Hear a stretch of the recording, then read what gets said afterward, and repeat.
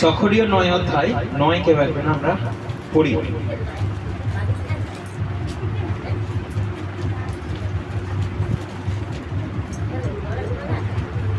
কেউ হবে না, জোরে জোরে। 9 অধ্যায় 9 থেকে।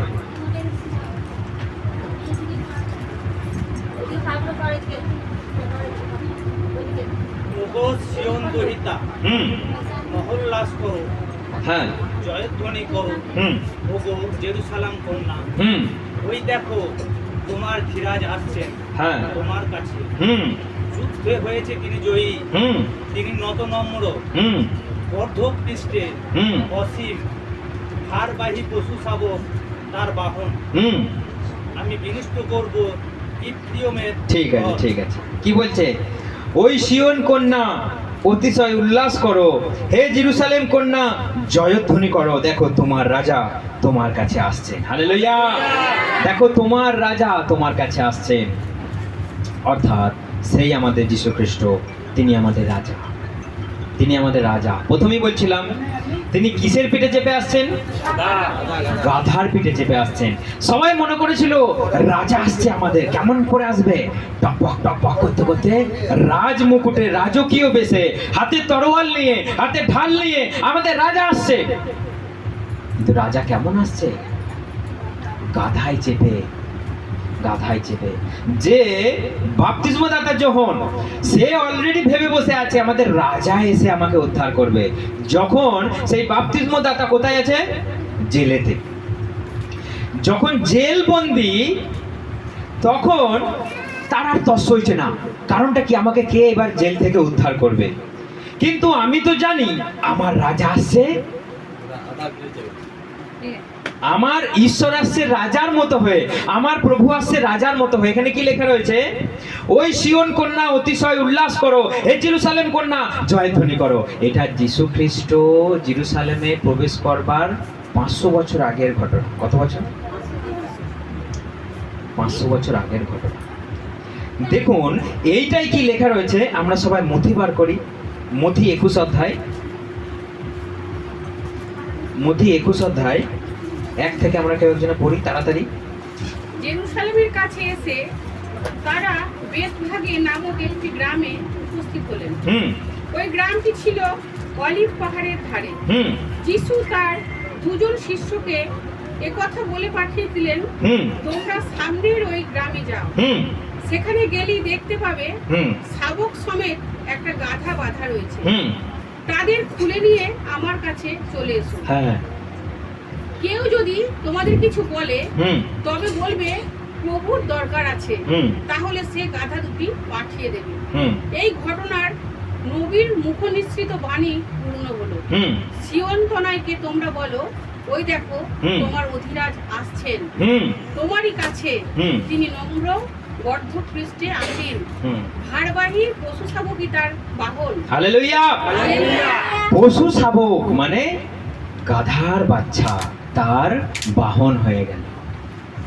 আজ থেকে 2000 বছর আগে এটা ঘটেছে। আজ যীশু খ্রিস্ট যেদিন গাধার পিঠে চেপে রাজা হয়ে জয়ধ্বনিতে তাকে যখন জেরুসালেমে স্বাগত জানায়, এই ঘটনাটার 500 বছর আগে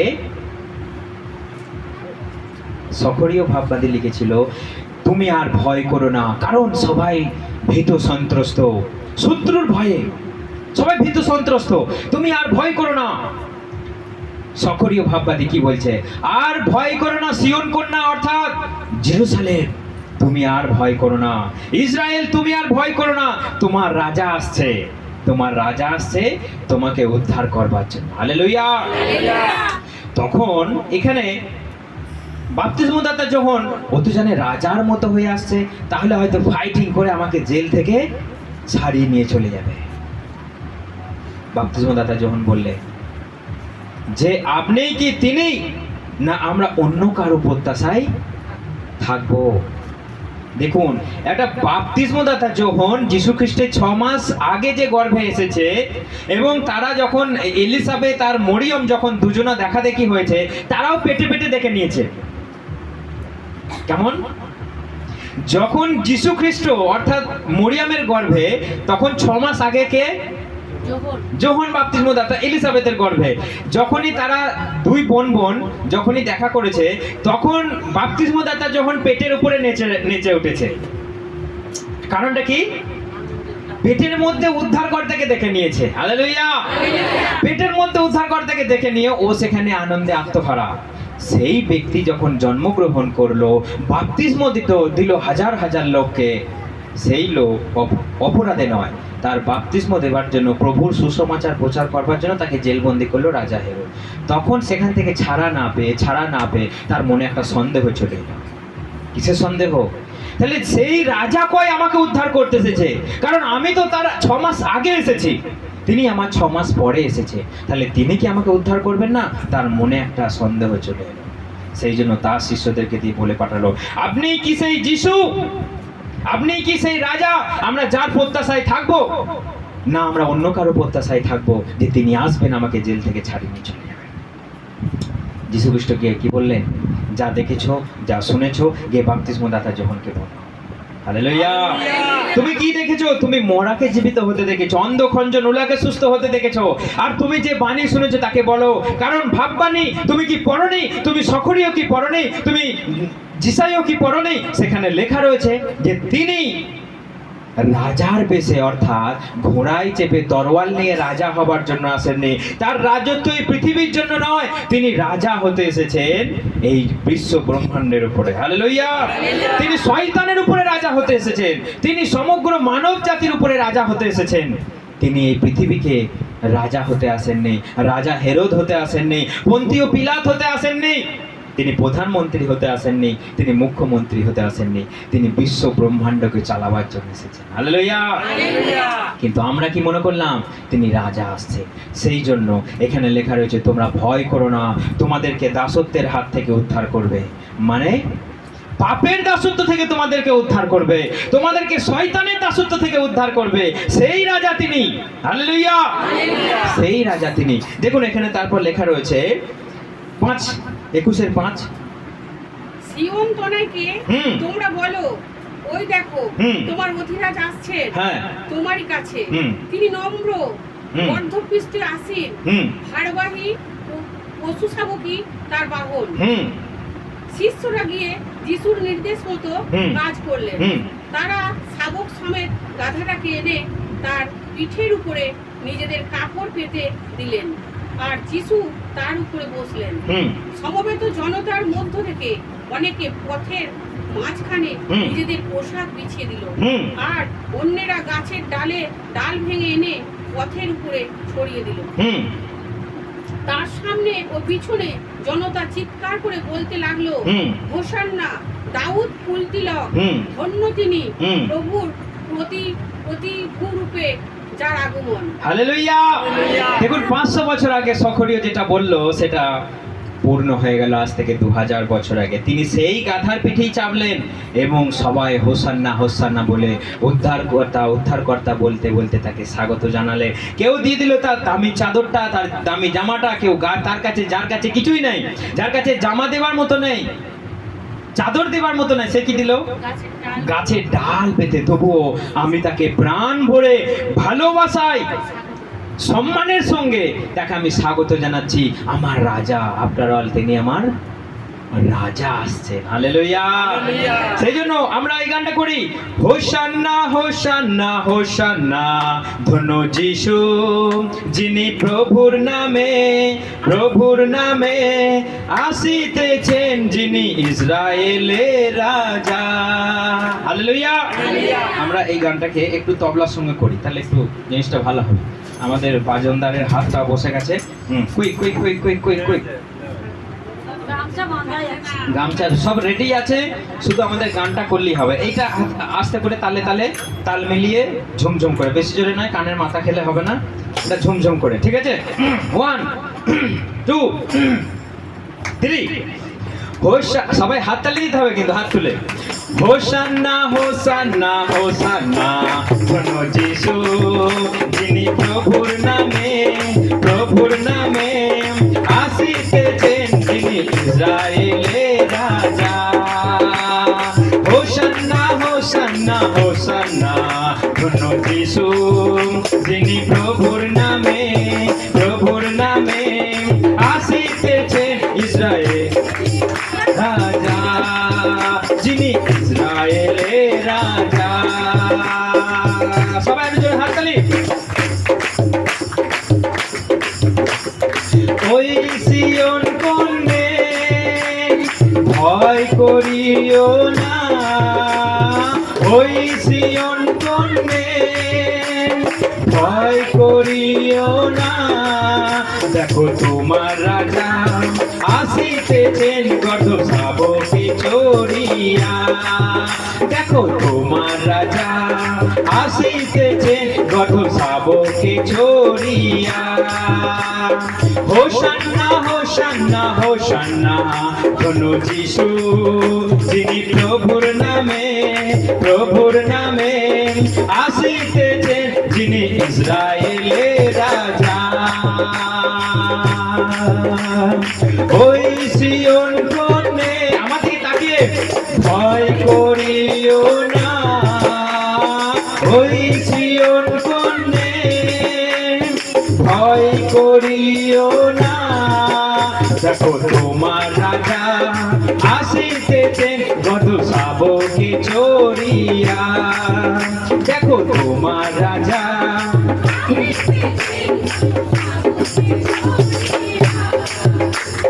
হোসান্না হোসান্না হোসান্না ধন্য যিশু যিনি প্রভুর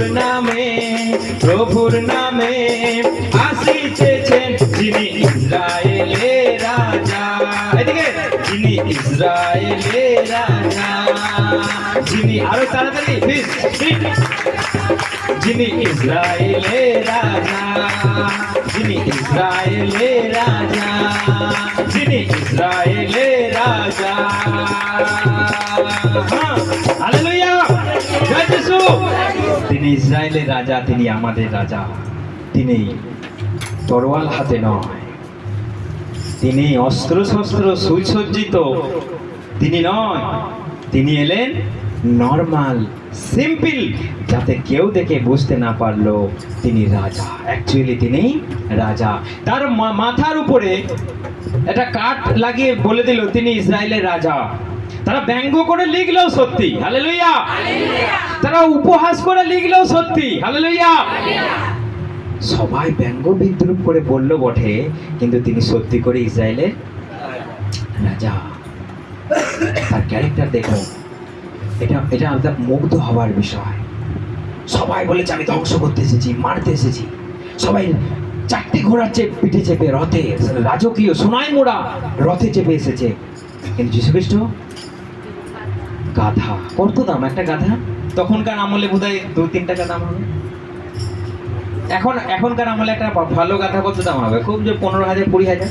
গাধা আমরা চোখে দেখিও নি, যদিও পাওয়া যায় না আমাদের দিকে খুব, কিন্তু কত দাম হবে?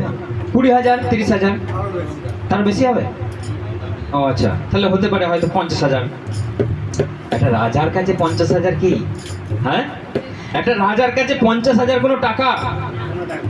কিন্তু তিনি পারতেন 4টে ঘোড়া সাজিয়ে সোনার রথ তৈরি করে, তার যা অনুগামী ছিল করতেই পারতেন, কিন্তু তাকে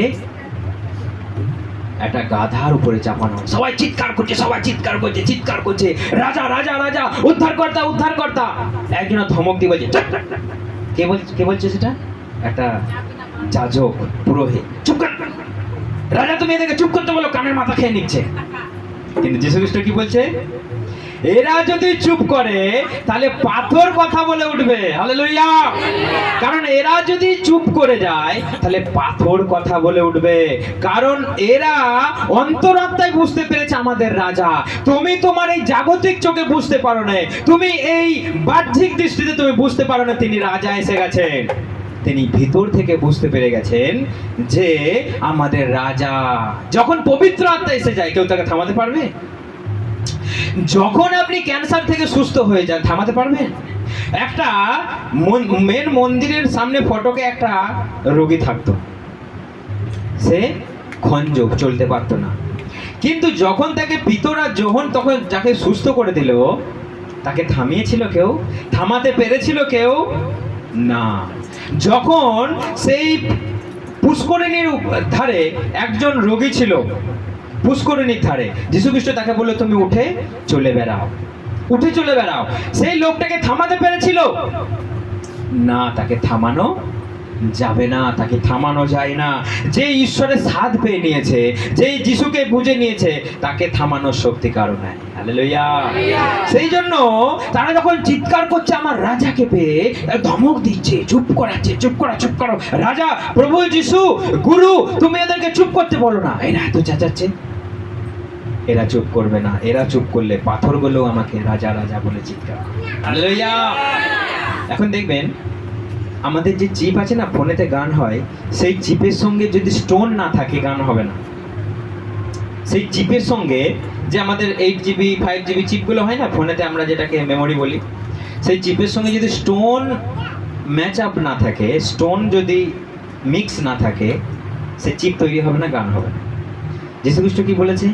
এরা যদি চুপ করে পাথর কথা বলে উঠবে। সেই পাথর আজকে গান গাইছে। হালেলুয়া। এটা সত্যি কথা। এটা সাধারণ ভাবলেও, এটা আমাদের একটা হাস্যকর মনে হলেও, সেই পাথর একদিন যীশু খ্রিস্ট বলেছিল যে পাথর কথা বলে উঠবে। সেই চিপের ভিতরে পাথর না থাকলে গান হবে না। সেই চিপ আজকে গান করছে না, করছে না? হতে পারে সে নানা রকম উপায়ে ব্যবহার হচ্ছে, কিন্তু সেই চিপ থেকেই আজকে গান বেরিয়ে আসছে। সেই চিপ থেকে আজকে কথা বলে বেরিয়ে আসছে। কেউ যিশুর গান করছে, কেউ নিজের মতো গান করছে, সেটা বড় কথা নয়, কিন্তু সেই পাথর আজকে কথা বলছে। হালেলুয়া। আজ থেকে 2000 বছর আগে বলে গেছিল এরা চুপ করলে পাথর কথা বলবে। আজকে জগৎ চুপ করে যাচ্ছে, পাথরগুলো গান গেয়ে যাচ্ছে। আপনি গান চালু করে দিন, ফোনে চিপেতে গান করেই যাবে। হালেলুয়া। সেই জন্য দেখুন তার ক্যারেক্টার। কেন তিনি গাধাকে বেছে নিলেন?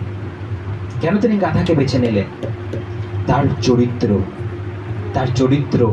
একটা গাধা যেমন মালিক যেদিকে যাবে সেই দিকেই যাবে। একটা মালিকের আদেশ কখনো গাধা অমান্য করবে না। আপনি যতই ভার দিন, যতই ভার দিন, যতই ভার দিন, সে বইবে। পাহাড় পর্বত টপকে যাবে। আপনি জানেন একটা গাধাকে দেখে পাহাড়ের রাস্তা তৈরি করা হয়েছে। পাহাড়ে যারা আমরা উঠেছি আমরা জানি যে পাহাড়ের রাস্তা তির্যক ভাবে নয়। পাহাড়ের রাস্তা এরম গায়ে গায়ে গায়ে গায়ে গায়ে গায়ে গায়ে গায়ে গায়ে গায়ে উঠেছে। একটা গাধাকে যখন ছেড়ে দেওয়া হলো, সেই গাধাটা পাহাড়ের চূড়াতেই উঠলো, কিন্তু স্ট্রেট কাট নয়।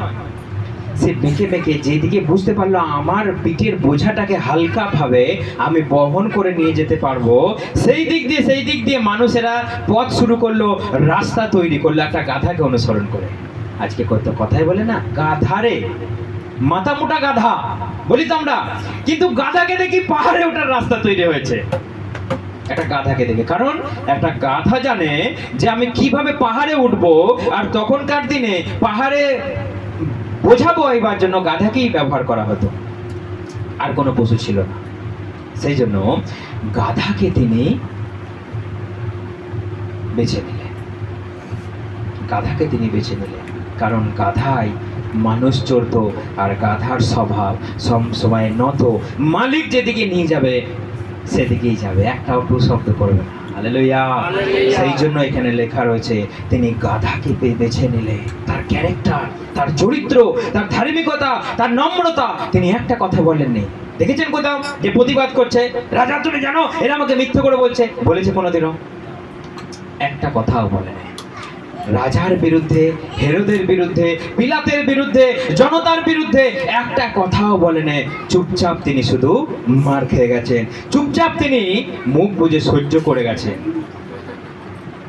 কারণ তার আগে ভবিষ্যৎবাণীটা আমরা একটু পড়ে নিই। আমার সঙ্গে মথি বার করি আমরা সবাই।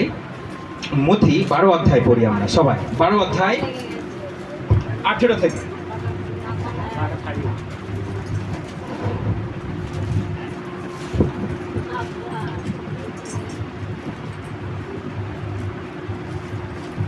দেখো ইনি আমার সেবক, যিনি আমার মনোনীত, আমার প্রিয়তম, আমার প্রাণ এর প্রতিকৃত।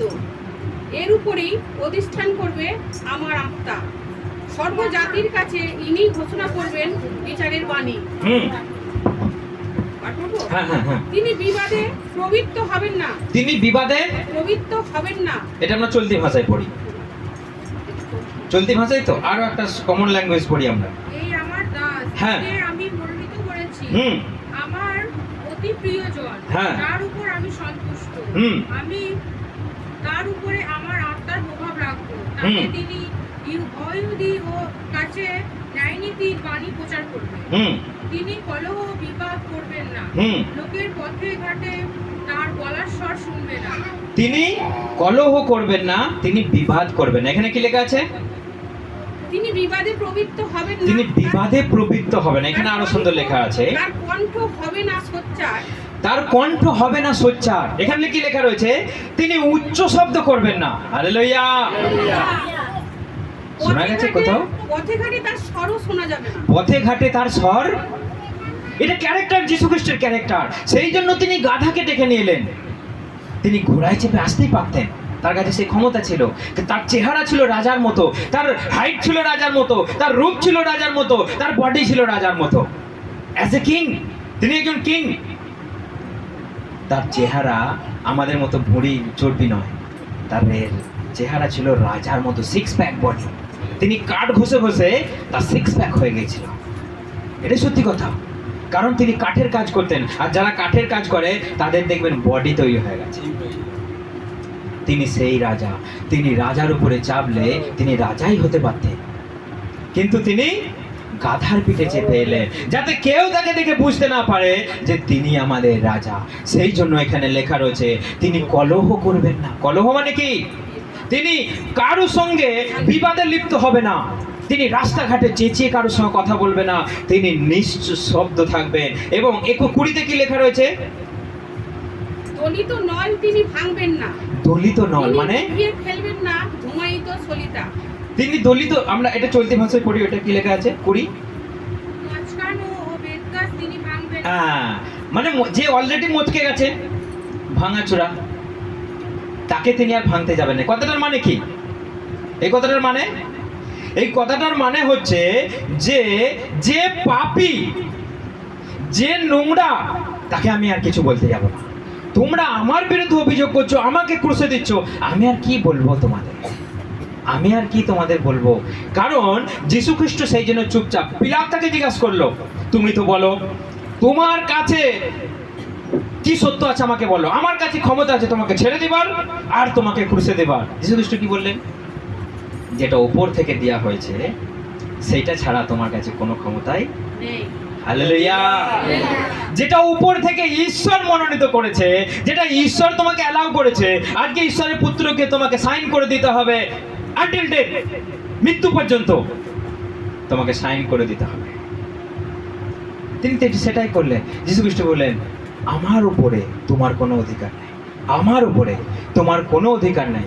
ঈশ্বর পারমিশন দিয়েছে, আমাকে মরতে হবে, আমি মরে গেলাম, ব্যাস, আর কিছু নয়। আর তুমি কিছু ভেবো না যে তুমি তোমার বিরাট অধিকার, তুমি পন্থীয় পিলাত করে দেবো, তোমাকে খুঁজে পাই।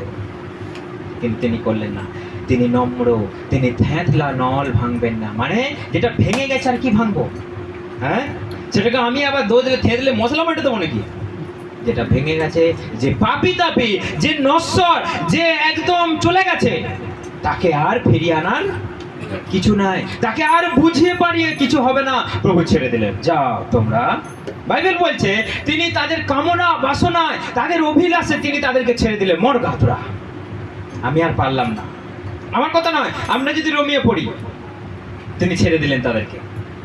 আমরা একবার পড়িনি ওটা, আমরা বার করি একবার রোমিও, খুব সুন্দর লেখা আছে। রোমিও 1:24 আমরা পড়ি।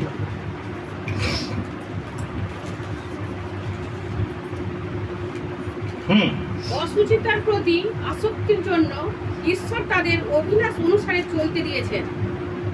পরস্পর কুৎসিত আচরণে লিপ্ত হয়ে তারা দেহকে কুলসিত করেছে। তারা ঐশ্বরিক সত্যের পরিবর্তে মিথ্যাকে বরণ করেছে। সৃষ্ট বস্তুর পূজা অর্চনায় আত্মনিয়োগ করেছে। বিমুখ হয়েছে স্বয়ং স্রষ্টার প্রতি, যিনি চির আরাধ্য। আমেন। তারপর এজন্যই ঈশ্বর তাদের ঘৃণ্য রিপুর বসে সমর্পণ করেছে। তাদের নারীরা স্বাভাবিক আচরণের পরিবর্তে অস্বাভাবিকভাবে দৈহিক লালসার এখানে লেখা রয়েছে ঈশ্বর তাদেরকে ছেড়ে দিলেন, আমি আর তোমাদেরকে কিছু বলতে আর পারবো না। তাদের নিজের ইচ্ছা, যে যেটা চাইছে সে সেটাই করুক। এখানে লেখা রয়েছে মানুষ অসুচিতায় তাদের দেহ নোংরা করে ফেলেছে এবং মিথ্যাচারে ঈশ্বরের সত্যকে পরিবর্তন করে ফেলেছে। সেই জন্য ঈশ্বর তাদেরকে ছেড়ে দিলে, তোমাদের যা ইচ্ছা তোমরা তাই করো না, আমি আর তোমাদের দলে নেই। তোমরা নিজের কৃতকর্মের জন্যই তোমরা দোষী সাব্যস্ত হবে, তোমরা নরকে মরবে, আমার আর কিছু করার নেই। কারণ তিনি যা করলেন তিনি করে দিলেন, আর কিছু না। সেই জন্য আমাদেরকে ঈশ্বর, তিনি আমাদেরকে ন্যায় শেখালেন, ধার্মিকতা শেখালেন, চরিত্র শেখালেন, নম্রতা শেখালেন, ধার্মিকতা শেখালেন। তিনি আর কি শেখাবেন আমাদের? এখানে লেখা রয়েছে তিনি সধম সলিতা নির্বাণ করবেন না। মানে যেখানে ধোঁয়া উঠছে, ধোঁয়া কন্টিনিউ উঠছে, তিনি আর সেখানে গিয়ে জল মেরে বুঝিয়ে দেবেন না, যেটা হচ্ছে হতে দাও। সেই জন্যে প্রভু যীশু খ্রিস্ট বলেছে, দেখবে আমার আসার আগের দিনে বড় বড় ভূমিকম্প হবে, বড় বড় দুর্ভিক্ষ হবে, বড় বড় আকাশে চিহ্ন দেখা যাবে। সবাই যাকে তাই গেছে। কোনো হেলদোল আছে কারো? কারো হেলদোল আছে? কারো পরিবর্তন আছে? যে ঈশ্বর আসছে, আমি এবার তৈরি হই, আমি আর কারো বিরুদ্ধে, আমি আর কারো বিষয় নিয়ে আমি থাকবো না, আমি আমার বিষয় নিয়ে থাকি। আমি স্বর্গে যেতে পারলে আমি বেঁচে যাই। যেখানে ধোঁয়া উঠছে উঠতে দাও, যেখানে যে মরছে তাকে মরতে দাও, আমি আগে চলি। হালেলুয়া, আমি আগে চলি। এখানে যীশু খ্রিস্টকে আমাদের ফলো করতে হবে। তিনি রাজা এসে আমাদেরকে শিখিয়ে দিয়ে গেলেন যে আমরা রাজার আছি, আয় দেখি। আমাদের দাদা যেমন একটা বড় লিডার, আমি বলবো না এখন, পরে বলবো। আয় দেখিনি 2000 লোককে বার করে দেবো, ফুটিয়ে দেবো। কালকে আমাকে গল্প শোনাচ্ছিল যে আমার বিরুদ্ধে আয়, একবারে 2টো পাড়া, 10টা কটা পাড়া, 9টা পাড়ার লোককে বার করে দিলে পারবি কি আমার সঙ্গে? তাহলে সেরকম পাওয়ার আছে, কিন্তু দেখাবো না। এটা যীশু খ্রিস্টের আমরা পাওয়ার থাকতেই পারে। আমি কাউকে, যীশু খ্রিস্টের কাছে পাওয়ার ছিল না ক্রুশ থেকে নেমে আসার, পিলাতকে ঠান্ডা করে দিতে পারতো না, কিন্তু দেখিয়েছিল কারণ ভাববানি তিনি ধ্যাঁধরার নলকে ভাঙবেন না। তিনি ধোঁয়া যেখান থেকে উঠতেই আছে, তিনি আর থামিয়ে দেবেন না। কারণ তার কাছে পাওয়ার থাকতেও তিনি পাওয়ারলেস হয়ে গেলেন। হালেলুয়া, তিনি পাওয়ারলেস। আমাদেরকে সেটা দেখাতে হবে, আমি পাওয়ারলেস, আমার কাছে পাওয়ার নেই, আমি দেখি কি করব, আমি কে? যীশু খ্রিস্ট যদি রাজাদের রাজা হয়ে যদি মার খেতে পারেন, তাহলে আমি আর কিসের পাওয়ার দেখাবো ভাই? আমি আর কে? আমি কোথাকার কে? সেই জন্য আমাদের যিশুকে ফলো করতে হবে। এখানে লেখা রয়েছে তিনি রাজার বেশে আসছেন, সবাই তাকে স্বীকার করে নিলেন। আমরা হৃদয়ে তাকে স্বীকার করে নিয়েছি যে তিনি আমার রাজা, আমার উদ্ধারকর্তা, আমার জীবনদাতা, আমার মালিক। আমাকে আত্মিকভাবে কেউ পরাস্ত করতে পারবে না। ভূতকে ধমক দিলে ভূত পালিয়ে যায়, তার মানে আবার কে আমার এগেনস্ট আসবে? ঈশ্বর যার সপক্ষে, কে আপনার বিপক্ষে? হালেলুয়া, ঈশ্বর আপনার সপক্ষে না নয়? ইয়েস না নো? ঈশ্বর আপনার সপক্ষে, ঈশ্বর আপনার পাশে পাশে থাকে। ফিল করেন এটা? আমি কিন্তু বারবার বলি, ফিল করেন এটা যে আপনার পাশে আছে? যদি ঈশ্বর আপনার সপক্ষে, কে আপনার বিপক্ষে? কে আপনার বিপক্ষে? আপনার ডায়ে কি হচ্ছে, আপনার বাঁয়ে কি হচ্ছে, আপনার পিছনে কি হচ্ছে দেখবো না, আমি সোজা যাব। আমি যেটা চোখে দেখেছি, আমরা বাইবেল কি বলছে? আমরা কোনো চোখে দেখা বস্তুকে দেখে আমরা ছুটছি। আর একবার আমরা বাইবেল পড়ি, আমরা করিন্থীয় বার করি একবার। এটাও খুব সুন্দর লেখা আছে, 2 করিন্থীয় 4 অধ্যায়,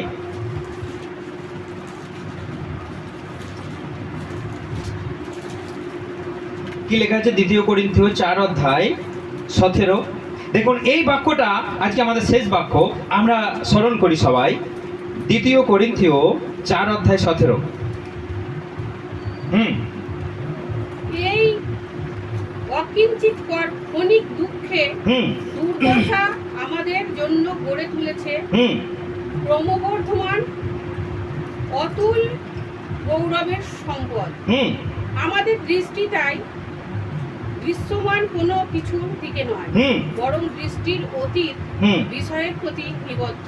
ঠিক আছে, আমরা আরেকটু সহজ ভাষায় পড়ি, পড়ো 17 থেকে। এই জন্যেই আমি আমার প্রিয় সন্তান এবং প্রভুর বিশ্বস্ত অনুগামী তিমথিওকে না না না না না না না 2 করিন্থীয় 4:17 ওইটা থেকে পড়ো। বস্তুত আমাদের এই দুঃখ কষ্ট সাময়িক মাত্র। হ্যাঁ, আমাদের এই দুঃখ কষ্ট সাময়িক সাময়িক মাত্র। তারপর সাময়িক এই দুঃখ কষ্ট হোক আমাদের জীবনে নিয়ে আসবে শ্রেষ্ঠ শাশ্বত মহিমা, যা আমাদের দুঃখ কষ্টের সঙ্গে তুলনার যোগ্যই নয়। যা আমাদের দুঃখ কষ্টের সঙ্গে তুলনার যোগ্যই নাই। যেটা এখন ঘটছে আমরা যদি সেখানে একবার ঢুকে যাই, এর সঙ্গে কোনো তুলনাই নয়। যা কিছু ঘটে যাবে ভুলে যাবেন, আপনার স্মরণ করার দরকারই পড়বে না। আপনি যেটা পেয়ে গেছেন, আর আপনার এই জগতের কথা আপনার মনেই থাকবে না। তারপর কি লেখা আছে? তাই যা দেখা যায় হুম। তার দিকে লক্ষ্য না করে হুম। বরং যা যা দৃশ্যের অতীতে তার উপরে আমার দৃষ্টি নিবদ্ধ করি। হ্যাঁ, যা কিছু দেখা যায় সেটার উপরে নয়। যা কিছু দেখা যায় না, কি দেখা যায় না? কি দেখা যায় না? ঈশ্বরের আত্মাকে দেখায়, ঈশ্বরকে দেখা যায় না, স্বর্গকে দেখা যায় না। তাহলে আমাদের দৃষ্টি কার উপরে? ঈশ্বরের উপরে, স্বর্গের উপরে। এখানে লেখা রয়েছে যেটা দৃশ্যমান সেটা একদিন শেষ হয়ে যাবে, বিলীন হয়ে যাবে। যেটা দেখা যায় না সেটাই যুগ যুগ ধরে থাকবে। হালেলুয়া! আর আমাদের স্বর্গ, আমাদের ঈশ্বর কখনো শেষ হয়ে যাবে না।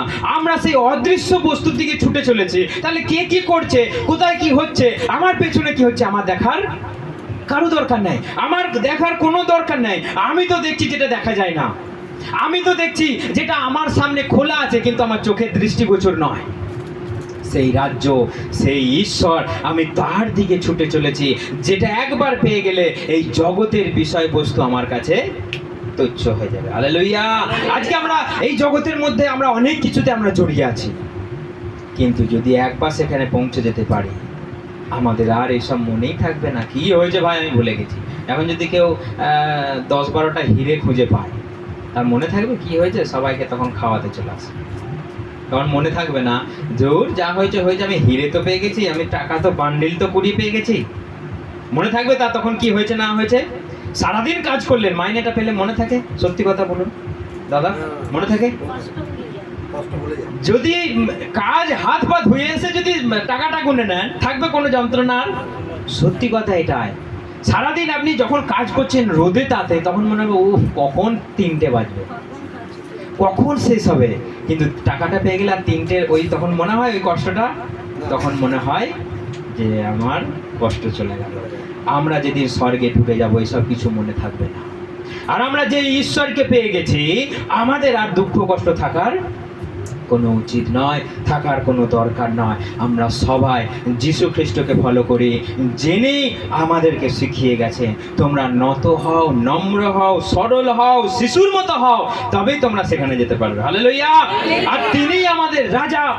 আমরা সবাই তার জন্য চিৎকার করি, হোসান্না হোসান্না বলে, উদ্ধারকর্তা বলে আমরা চিৎকার করি। তিনি আমাদের কাছে অলরেডি এসে গেছেন। আর কিসের ভয়, আর কিসের চিন্তা, আর কিসের লড়াই? আমরা যিশুকে পেয়ে গেছি। আমরা সব কিছু ভুলে আমরা একাকার। হালেলুয়া! জয় যিশু! ঈশ্বর সকলকে আশীর্বাদ করুক যে তিনি আমাদের রাজা, তিনি আমাদের ইসরায়েলে অর্থাৎ আমার ভেতরে, আমার এই সিওনে তিনি প্রবেশ করেছেন। ইয়েস আর নো? তিনি প্রবেশ করেছেন আমার এই জেরুসালেমে, আমার হৃদয় মন্দিরে রাজা হয়ে প্রবেশ করেছে। আমি আর ভয় করি। আসুন আমরা সবাই প্রার্থনা করি।